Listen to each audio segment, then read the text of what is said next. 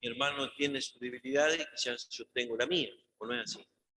Sí, no todos somos iguales. Quizás yo tengo un mal carácter y mi hermano tiene un mal carácter. Y así, ¿no es cierto? Todos tenemos nuestras cosas buenas y nuestras cosas malas, ¿sí? Pero bueno, el Señor nos manda a amarnos unos a otros, a soportarnos unos a otros. Y al estar juntos esto se practica, ¿no? Al estar por Zoom, quizás estamos en la camarita y de repente no está la práctica de esa paciencia, de ese amor, de ese soportarnos, de esa comunión también, ¿sí? Porque nos hace bien la comunión, la alabanza. Yo escuchaba recién a Samuel con su voz tan hermosa que tiene.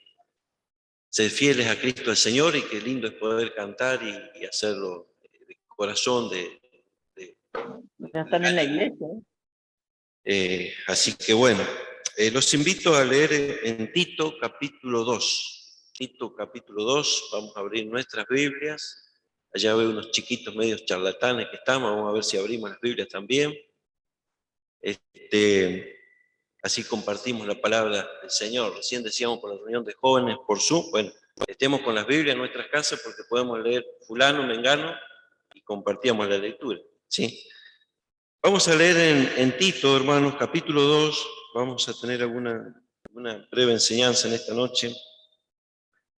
Pero antes de la lectura vamos a tener una oración, ¿sí? Los invito a que oremos al Señor y luego vamos a leer en Tito, capítulo 2. Oremos. Te damos gracias, Padre Celestial, nuevamente por este momento que podemos estar tus hijos juntos en este lugar. Gracias, Señor, porque, como decía Kevin, todo este tiempo, Señor, ha sido un tiempo distinto, donde quizás nos hemos congregado de una manera diferente, Señor. Y ha sido, Señor, también una bendición, Señor, y poderlo hacer y seguir en armonía, en comunión, Señor. Pero ahora, Señor, también tú nos has abierto la posibilidad de estar nuevamente en el salón.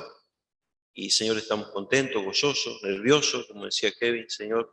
Pero también nos hace bien, Señor, alabar tu nombre, vernos el rostro, Señor, cantar todos juntos, abrir tu palabra, practicar, Señor, la paciencia, el amor.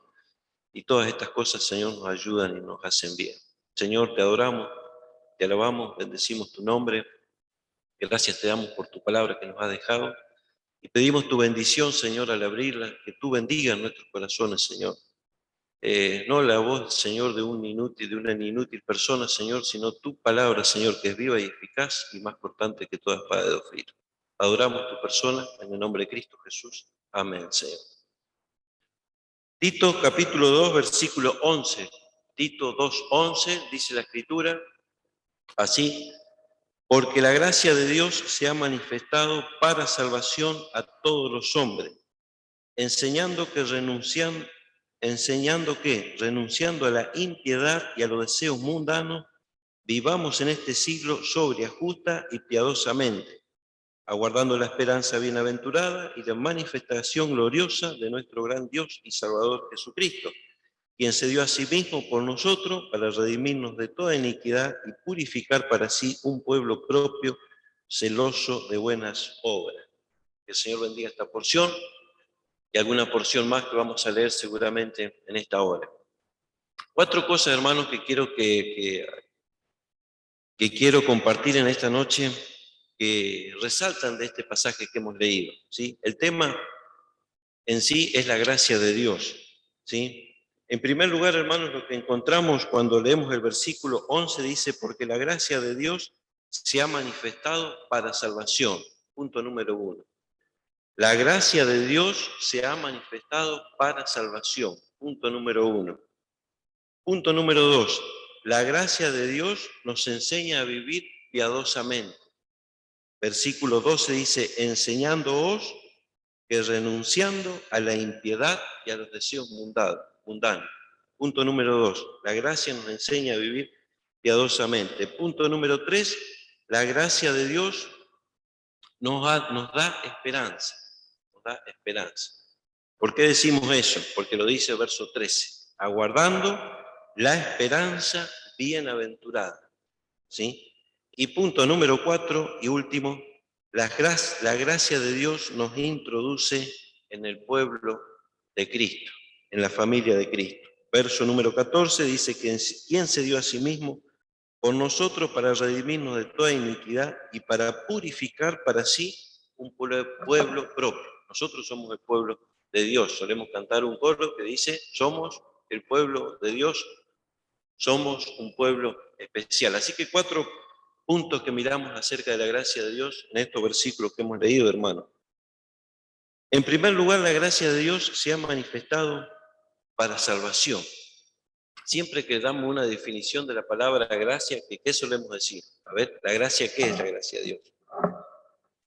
Es un regalo inmerecido. ¿Alguien más creo que dijo algo?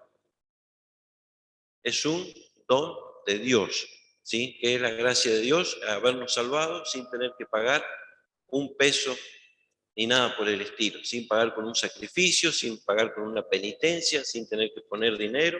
La gracia de Dios es un regalo, ¿sí? Pero esta palabrita, hermanos, que encontramos muchas veces en la Biblia, tiene un significado amplio, ¿sí? La gracia de Dios no solamente consiste en que Cristo nos salvó y ha sido un regalo, nos ha dado la vida eterna y es un regalo.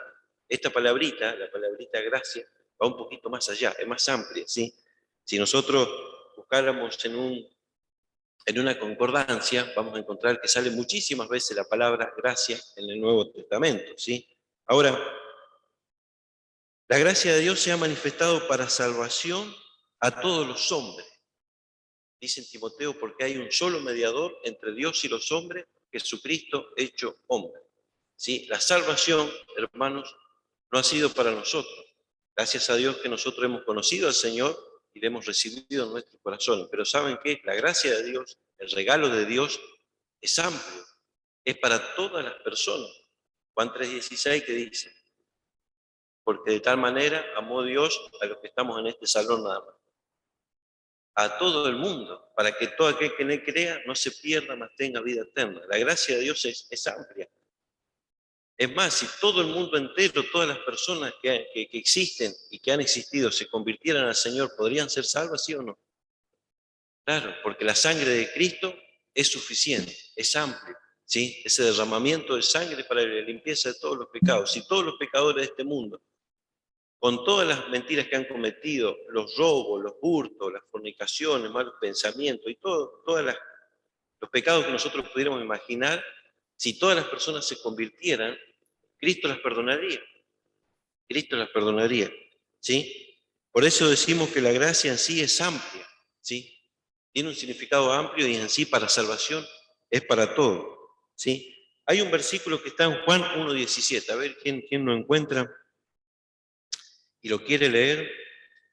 Juan 1:17, miren lo que dice este hermoso versículo, hermano, que encontramos en las Escrituras.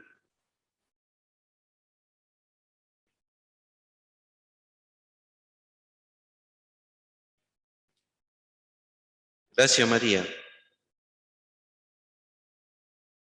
Pues la ley por medio de Moisés fue dada, pero la gracia y la verdad vinieron por medio de Jesucristo. Qué hermoso versículo, hermano. Dice el versículo 14 también, aquel verbo fue hecho carne y habitó entre nosotros y vimos su gloria, gloria como del unigénito Hijo del Padre, lleno de gracia y de verdad. Realmente, hermanos, en la persona de Cristo Jesús, en el Mesías, en Yeshua, como le dicen los judíos, se pudo ver la gracia manifestada en carne, se pudo ver la verdad manifestada en carne, la gracia de Dios se podía ver en la persona de Cristo Jesús. Y como dice el versículo 17, la ley por medio de Moisés vino, la ley que tuvieron los antiguos, ¿sí? Los antiguos del Antiguo Testamento, obviamente, ¿sí? Pero dice la Escritura que la gracia y la verdad vinieron por medio de una persona, y esa persona es Cristo Jesús, ¿sí? Hay otro versículo también, hermanos, que dice, que está en Romanos capítulo 5, versículo 20. Miren que dice este hermoso versículo, dice, pero la ley se introdujo para que el pecado abundase, mas cuando el pecado abundó, ¿qué cosa se sobreabundó? Sobreabundó la gracia, ¿sí? La ley se introdujo para que el pecado abundase, ¿sí? Y no es que Dios esté queriendo decir este versículo que está promoviendo el pecado, ¿no? Sino como dice el apóstol Pablo, ¿sí? Cuando la ley me decía no codiciarás, yo codiciaba. ¿Por qué? Porque mi carne era inclinada a eso, ¿sí? Por eso dice que por medio de la ley se introdujo el pecado, ¿sí? Más cuando abundó el pecado, sobreabundó la gracia, ¿sí? Mientras más pecado hubo, más gracia también hubo, sobreabundó, sobrepasó. Por eso Dios nos perdona. No es que nosotros seamos más bonitos que los demás, quizás somos peores, pero Dios nos ha perdonado, hermano, y somos sus hijos, hijos de Dios, ¿sí? Porque la gracia de Dios se ha manifestado para salvación a todos los hombres, dice Tito 2:11. Y si leyéramos en Efesios capítulo 2, versículo 8, ¿quién recuerda ese versículo? Por gracia soy salvo por medio de la fe. Y esto porque yo hice un montón de obras que a Dios le agradó. ¿Dice así? No, no por obras, dice, para que nadie se gloríe. Lamentablemente muchas religiones, la religión popular, apunta a esto y dice que hay que hacer buenas obras, buenos méritos. ¿Sí? ¿Para qué? Para que pueda una persona entrar al cielo. ¿Sí? Sin embargo, la Escritura no dice eso. Cuando Lutero se renegó contra la fe de la Iglesia Católica, o su religión, ¿sí? Se renegó contra eso. ¿Por qué? Porque él veía en Romanos capítulo 3, donde dice que la gracia es gratuita, la salvación es gratuita, no es por indulgencia, no es por pagar, no es por algún mérito humano que una persona pueda hacer, no, es por gracia. ¿Sí? Dice, por gracia soy salvo por medio de la fe. La gracia, hermano, es lo que nos hace salvos. Y la fe es el puente, es el medio. ¿Sí? Creemos en Él y Él nos ha salvado. ¿Sí? No es que la fe nos haga salvos. El que nos salva es Cristo Jesús. Pero la fe es el medio de la salvación. Ahora también, hermanos, vemos en el versículo 12 que también la gracia nos enseña otra cosa. Dice la Escritura, porque la gracia de Dios se ha manifestado para salvación a todos los hombres. Y luego también dice, enseñándonos, ¿quién? La gracia de Dios. La gracia de Dios nos enseña. ¿Nos enseña qué cosa? A renunciar a la impiedad y los deseos mundanos, y para que vivamos en este siglo sobria, justa y piadosamente. Decíamos en casa no hace muchos días que hoy el pecado se ha naturalizado, ¿sí? Y Y muchas veces el pecado se ve como no tan pecado. Y el pecado es pecado, ¿sí? Y cuando hablamos de esto, el miércoles hablábamos acerca del arrepentimiento. ¿Quién de nosotros no hemos pecado? ¿Seguimos siendo pecadores, hermanos? No, yo sí, por lo menos. Y yo creo que todos los días peco. Por eso es necesario también pedir perdón por los pecados todos los días. No el perdón para salvación, porque ya hemos sido redimidos. Pero primera de Juan 1, 7 al 9, o 7, 9, 7, 8 y 9, ¿quién recuerda lo que dice ese versículo? Si confesamos nuestros pecados, Él es fiel y justo para perdonarnos. Él nos perdona, hermano. ¿Por qué? Porque vivimos en un cuerpo de pecado. Pero para eso, ¿qué es necesario? El arrepentimiento, ¿sí? Debe haber un quebrantamiento de corazón. Y decíamos del Salmo 51, del Salmo 42, cuando escribe David y le pide perdón al Señor. ¿Por qué? Porque él está quebrado y arrepentido. Y el Señor le perdona y le restaura, dice la Escritura. La gracia de Dios nos enseña a renunciar la impiedad y los deseos mundanos y que vivamos en este siglo sobria, justa y piadosamente. Renunciar, hermano, a los deseos de la carne es algo que no es fácil. Para mí no es fácil. Y yo creo que para ninguno de nosotros es fácil. Yo creo que estamos hablando de algo que no es desconocido para cada uno de nosotros, porque nos toca lidiar, ¿sí? A mí por lo menos me toca lidiar, ¿sí? Con el cuerpo de pecado, con la carne, con los deseos mundanos, como dice aquí, renunciar. No es fácil renunciar, ¿sí? A la impiedad y los deseos mundanos. Si nosotros leemos en Primera de Juan, y vamos a leerlo, hermano. Primera de Juan, capítulo 2. A ver quién lo encuentre primero y se animen. Mirando acerca de la gracia, ¿qué cosa? Primera de Juan 2:15. Mirando acerca de la gracia, ¿qué es lo que nos enseña ahora la gracia de Dios?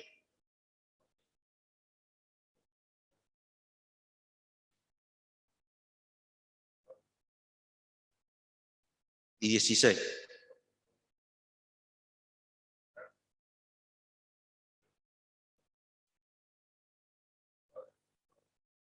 Y el mundo pasa y su deseo, pero el que hace la voluntad de Dios permanece para siempre.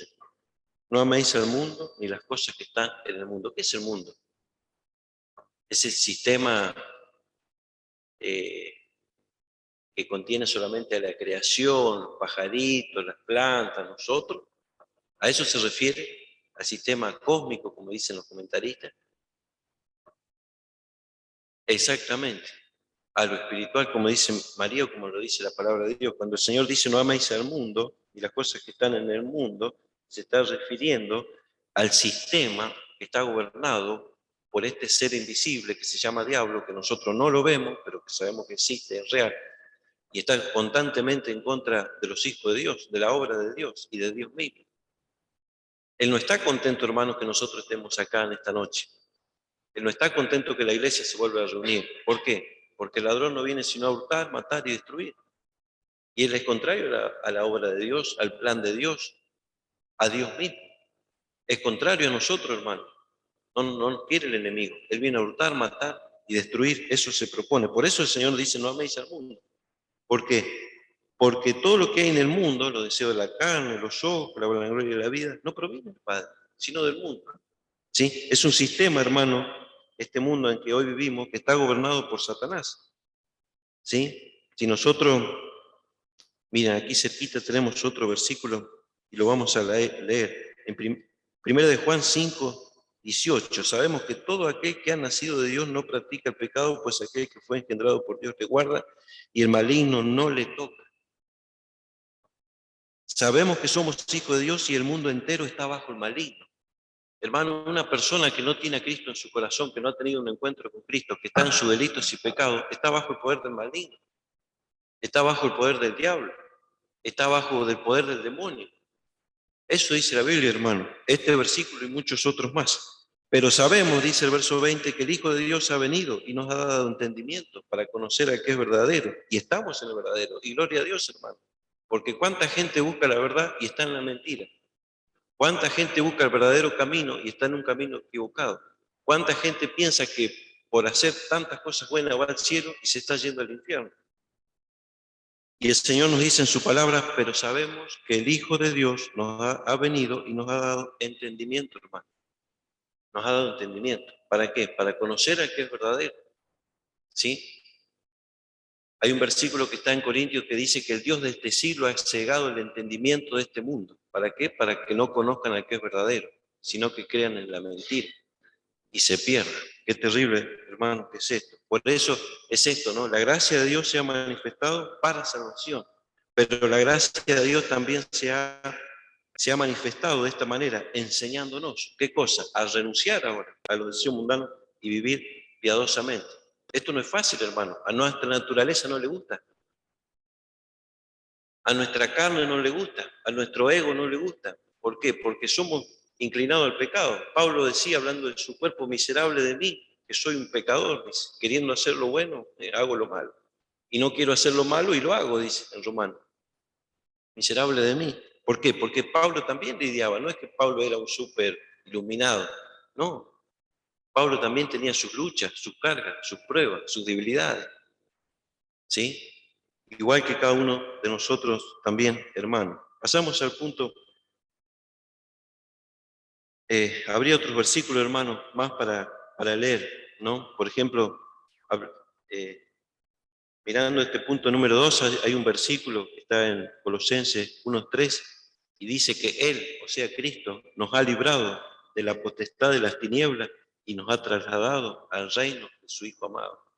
Esto ha hecho Cristo el día que nos salvó, hermano, de estar o de pertenecer al reino de la potestad de las tinieblas, nos ha sacado de ese lugar y nos ha trasladado al reino de Cristo. Ahora estamos en Cristo. Antes estábamos sin Cristo, como dice Efesios 2 o capítulo 3, sin Dios y sin esperanza. Así estamos, así está el mundo ahora, así hay muchas personas, lamentablemente. Lamentablemente, y así era nuestra condición. Pero un día, hermano, vino el Señor y nos dio entendimiento, como hemos leído allí en Juan. ¿Para qué? Para que podamos creer en Él. Y esto no porque nosotros seamos mejores, hermano, quizás los peores, ¿sí? O aún no mereciéndolo, hermano. No merecemos la salvación que tenemos. no la merecemos. ¿Por qué? Porque somos pecadores. Pero Dios sí quiere que seamos, o ha querido, y nos ha dado esta salvación, que es por gracia. Es por gracia, hermano. Pasamos al punto número 3, así vamos avanzando. Punto número 1, la gracia se ha manifestado para salvación. Número dos, nos enseña a vivir piadosamente y a renunciarnos a las cosas de este mundo. Número 3, la gracia de Dios nos da una esperanza. ¿Por qué, hermano? Porque dice el verso 3, dice, aguardando la esperanza bienaventurada. ¿En qué consiste eso? En lo que sigue diciendo. Dice, y la manifestación gloriosa de nuestro gran Dios y Salvador, Jesucristo. En eso consiste, hermano, o eso también nos enseña la gracia de Dios. ¿A qué? A esperar a Cristo de los cielos. Nos da una esperanza, ¿sí? Hoy los hijos de Dios, hermanos, tenemos que lidiar y pasar con las mismas cosas que pasan las personas que no tienen a Cristo en su corazón. Me refiero a estos problemas, necesidades, conflictos, preocupaciones, obligaciones, sufrimiento, enfermedades, etcétera, etcétera. El Señor nos ha salvado y nos ha puesto en una burbuja para que seamos diferentes, ¿no? Seguimos igual que los demás. Nos toca pasar por todas estas cosas que igual que los demás. Pero ¿saben qué? Con la diferencia que un hijo de Dios tiene esperanza. Tiene esperanza, hermano. El mundo no tiene esperanza. El mundo no tiene esperanza. Los hijos de Dios sí tenemos esperanza. Hay un versículo en 1 Tesalonicenses 4:13. Miren qué hermoso versículo.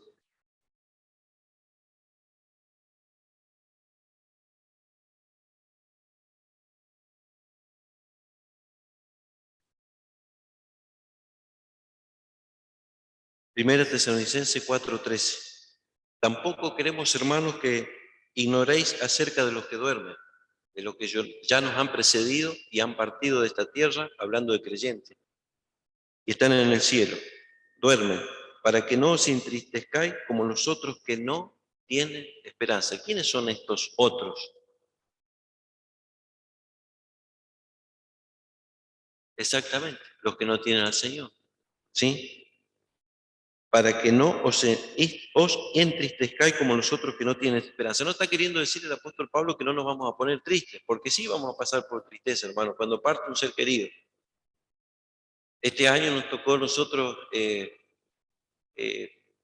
pasar por esta experiencia de la partida de nuestro padre, ¿sí? Y es algo que no es fácil, ¿no es cierto? Cuando pasan estas cosas, yo sé que hay hermanos también que les ha tocado pasar eh, por esta situación. No es fácil, ¿no es cierto?, perder un ser querido, ¿sí? Un duelo, un entierro, son cosas muy feas, ¿sí? Y el Señor dice, tampoco queremos, hermanos, que ignoréis acerca de los que duermen, para que no se entristezcáis como nosotros que no tienen esperanza. Los hijos de Dios sí tenemos esperanza. ¿La esperanza de qué? La esperanza de que un día Cristo venga a buscar a su iglesia, nos reencontremos primeramente con Cristo, nuestro Señor y Salvador, y luego también con todos nuestros seres queridos que nos han precedido, y también con todos los hijos de Dios de todo el mundo entero, ya que hayan partido, ya que estén vivos. ¿Sí? Esa es la esperanza, en eso consiste la esperanza, hermano. ¿Sí? No es que dice la Escritura que no vamos a pasar por tristeza cuando perdemos a un ser querido. Sí vamos a pasar por tristeza, pero no es como la tristeza que lleva a veces hasta lo último de una persona inconversa. ¿Sí? Esa tristeza que a veces lleva a la misma depresión o a otras enfermedades. No, ¿por qué? Porque el Hijo de Dios tiene esperanza. Hay un versículo que creo que es un proverbio que dice que el justo, aún en su muerte, tiene esperanza. Algo así creo que es Pepe, no recuerdo bien, se me viene a la mente. El justo aún en su muerte tiene esperanza. ¿Y cómo podríamos decir esperanza en la muerte si ya se murió? Sí, lo dice la Biblia, porque si creemos que Jesús murió y resucitó, así también traerá Dios con Jesús a los que durmieron en él. ¿Qué significa esto? El espíritu y el alma de una persona que ha creído en el Señor Jesús está en el cielo. Su cuerpo está en la tumba. Cuando Cristo venga a arrebatar a su iglesia, vendrá con el espíritu y el alma que ya están con él. de aquellos que ya han partido, y los unirá nuevamente al cuerpo que esté en la tumba, cuerpo, alma y espíritu. Y el Señor nos elevará a los cielos. Por eso dice el Señor, así también traerá Dios con Jesús. ¿Quién va a venir? Jesús de los cielos. ¿Y a quién va a traer? A los que durmieron en él. Los va a traer, hermano, y los va a resucitar. Dice, por lo cual os decimos esto en palabra del Señor, que nosotros que vivimos, que habremos quedado hasta la venida del Señor, no precederemos a los que durmieron, porque el mismo Señor, con voz de mando, con voz de arcángel y con trompeta de Dios, descenderá del cielo, y los muertos en Cristo resucitarán primero. ¿Qué versículo, hermano? Aquellos que ya nos han precedido, que sus cuerpos están en la tumba, pero que su alma y su espíritu está con el Señor, esos cuerpos se van a levantar primero. Y en el aire, ¿qué significa esto? En el segundo cielo, entre el tercer cielo y primer cielo. En el segundo cielo, hermano, allí nos uniremos, como dice el siguiente versículo, con aquellos que ya nos han precedido, y ahí nos reuniremos y estaremos con el Señor para siempre. Luego nosotros, verso 17, los que vivimos en lo que hayamos quedado, seremos arrebatados juntamente con ellos en las nubes para recibir al Señor en el aire, y así estaremos siempre con el Señor. Por tanto, alentados los unos a los otros con estas palabras. Estas palabras, hermanos, son de aliento para nosotros, nos deben alentar, nos deben animar, ¿sí? Saber que tenemos una esperanza, es una esperanza viva, es una esperanza bienaventurada, es una esperanza buena, es una esperanza de salvación, ¿sí? Es una esperanza, hermano, que es real, no es algo ilusorio, no es algo eh, fantasioso o imaginario, o que quizás pueda ser, como muchos dicen, ¿no?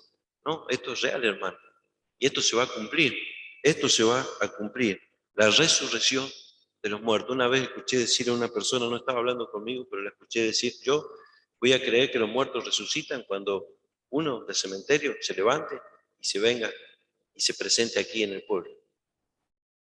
Ignorancia total. Ignorancia total. ¿Cristo no resucitó de los muertos? Escribe el apóstol Pablo. Claro que sí. Cristo resucitó y los muertos en Cristo van a resucitar. ¿Hubo resurrecciones cuando el Señor estuvo aquí en la tierra? ¿Aún en el Antiguo Testamento? Claro que sí. ¿Recuerdan a Lázaro? Las hermanas le dijeron, no, Señor, no intentes nada, hace 4 días, ya está descompuesto, ya hiede, echa mal olor. ¿Y qué le dijo el Señor? Quita la piedra. ¿Y luego qué más dijo? Lázaro, ven fuera. Y como dijo un hermano, ¿por qué dijo Lázaro? Porque si no hubiera dicho Lázaro, hubieran salido todos los muertos del cementerio, o los que estaban en aquel lugar. Por eso tuvo que decir Lázaro, solamente a Lázaro quería resucitar. Y dijo, Lázaro, ven fuera. Y Lázaro dijo, no, me quedo acá, ya estoy muerto. ¿Dijo así? No, dice que Lázaro salió muerto, atada sus manos, con todas esas vendas que en aquella época usaban, así salió Lázaro de la tumba, ¿sí? Y resucitó. Y así hará, hermano, un día cuando Cristo venga a buscar a su iglesia. ¿Hay más resurrecciones? Claro que sí. Cuando nosotros leemos al final del Apocalipsis, habrá la última y gran resurrección de los muertos, pero esos serán para el juicio final. Todos aquellos que no hayan creído. Y dice que el Hades entregará a sus muertos. Los que estén en el mar, en el fondo del mar, los que estén enterrados, todos los que estén, esos cuerpos que estén totalmente desintegrados, ¿sí? Esos cuerpos van a resucitar. Esos cuerpos que hayan sido cremados, esos cuerpos que hayan sido desparramados sus cenizas, esos cuerpos volverán a formarse y volverán a resucitar. Y tendrán que dar cuenta delante del gran trono de Dios, ¿sí? Y dice la Biblia que no se halló inscrito en el libro de la vida, fue lanzado. Qué tremendo esto, hermano. Por eso, cuánta gratitud debe haber en nuestro corazón por la gracia de Dios, la gracia de Dios que se ha manifestado para salvación, que nos enseña a vivir piadosamente y renunciando a este siglo presente. Y también la gracia de Dios que nos da una esperanza que el mundo no tiene, hermano. El mundo piensa todo en lo presente, en lo actual, en lo monetario, ¿sí? El mundo tiene esas cosas, ¿sí? Todo lo que se puede palpar, disfrutar, el momento, ¿sí? Pero lo espiritual cero. La esperanza de la vida eterna el mundo no la tiene. El Hijo de Dios la tiene. ¿Por qué? Porque Dios es un Dios de gracia. Y nos ha querido dar esto, o esta esperanza que hoy nosotros tenemos. Y termino, hermano, La gracia de Dios hace que nosotros podamos pertenecer al pueblo de Dios. ¿Sí? Dice el verso 14, a quien se dio a sí mismo por nosotros, ¿quién se dio a sí mismo por nosotros para redimirnos de toda iniquidad y purificar para sí un pueblo propio? Nosotros somos un pueblo propio, hermano. ¿Propio de quién? Un pueblo que le pertenecemos al Señor. Un pueblo que le pertenecemos al Señor. Él nos ha redimido, nos ha sacado de este sistema y ahora le pertenecemos a él. Cada uno de nosotros formamos un pueblo. Somos un pueblo especial, como solemos cantar, ¿sí? Miren, en Primera de Pedro 2:9, y ya terminamos con este último punto. ¿Qué tan especial somos? ¿O qué tantas bendiciones podemos tener como pueblo de Dios? Primera de Pedro 2:9, mas vosotros sois linaje escogido, real sacerdocio, nación santa, pueblo adquirido por Dios, para que anunciéis las virtudes de aquel que llamó de las tinieblas su luz admirable. Vosotros, que en otro tiempo no erais pueblo, pero que ahora sois pueblo, que en otro tiempo no habíais, soy pueblo de Dios, que en otro tiempo no habéis alcanzado misericordia, pero ahora habéis alcanzado misericordia. La gracia de Dios, hermano, la misericordia de Dios, la bondad, ¿sí? Dice la Escritura que somos linaje escogido. ¿Qué es linaje? ¿Sí? Dice que somos real sacerdocio. Dice la Escritura que somos nación santa. Santo yo, si a veces hago cosas que me dan vergüenza, ¿sí? Y sin embargo dice la Escritura que Él nos ha santificado. Y aun cuando pedimos perdón, hermanos, por aquellos actos y aquellas cosas que no debemos cometer y que a veces las hacemos, Él nos perdona. Pero cuando nos arrepentimos, nación santa, pueblo adquirido por Dios. Y esto me llama la atención siempre que lo leo, ¿no? Pueblo adquirido por Dios. ¿Habrá tenido que pagar algún costo Dios para adquirir este pueblo? Sí, bien digo, este pueblo. Cuando nosotros queremos adquirir, por ejemplo, este micrófono, ¿sí? ¿Qué tenemos que hacer? Para que nosotros en esta noche lo podamos tener acá, lo tuvimos que pagar, ¿sí? La silla, las luces, todo, ¿no? Lo que tenemos en nuestras casas, un vehículo, ¿sí? Una ropa. Alguien viene y nos golpea la puerta y le dice, toma Roberto, esto es para vos. Toma. No, todo lo tenemos que adquirir, ¿sí? Y comprar a precio o a un costo. Nos sale un cierto valor, tiene un cierto costo. Todas las cosas son así, hermano. ¿Sí? Sin embargo, dice que este es un pueblo adquirido por Dios. ¿Cuál fue la adquisición o el precio que tuvo que pagar el Señor? Miren, lo dice en el versículo 19 del capítulo 1, aquí cerquita de esta misma carta. Si no, dice, sabiendo que fuiste rescatado de vuestra vana manera de vivir, la cual recibiste vuestros padres, no con cosas corruptibles, oro o plata, sino con la sangre preciosa de Cristo, como de un cordero sin mancha y sin contaminación. Qué alto precio que valemos para nuestro Dios. El precio del derramamiento de sangre. Es decir, una persona derramó su sangre por nosotros. Una persona murió por mí y por ti y por el mundo entero. ¿Quién de nosotros, dice Romano, moriría por alguno? Apenas dice que alguno moriría por ahí por algún justo, pero son pocos los que a veces dan su vida para rescatar y que otra persona no muera. Pero él lo hace por uno. Y estos casos se dan muy poco. Pero Cristo dice que murió por todos los pecadores. Y siendo aún nosotros pecadores, es decir, sin tener ninguna posibilidad. Él murió, hermano. ¿Para qué? Para que nosotros podamos tener esta esperanza y para poder pertenecer al pueblo de Dios. Somos el pueblo de Dios, un pueblo adquirido, ¿sí? Para que anunciéis la virtud de aquel que os llamó de las tinieblas a su luz admirable. Vosotros que en otro tiempo no erais pueblo, pero que ahora sois pueblo de Dios, que en otro tiempo no habéis alcanzado misericordia, pero que ahora habéis alcanzado misericordia. Qué hermosa que es la palabra de Dios, hermano. Qué hermosa que es la esperanza que Dios nos ha dado. Saber que por misericordia somos o pertenecemos al pueblo de Dios. No por obra, no por ser mejores que los demás, no. Quizás los peores, Pablo dice, escribiendo en una de las cartas, dice, yo que perseguí a la iglesia de Cristo y aún los llevé a la muerte. ¿Recuerdan cuando Esteban moría, apedreado? El primer mártir dice que sus ropas eran echadas a los pies del apóstol Pablo. Y Pablo consintió en esa muerte, es decir, estuvo ahí bien de acuerdo en que Esteban muriera apedreado. Y él lo vio.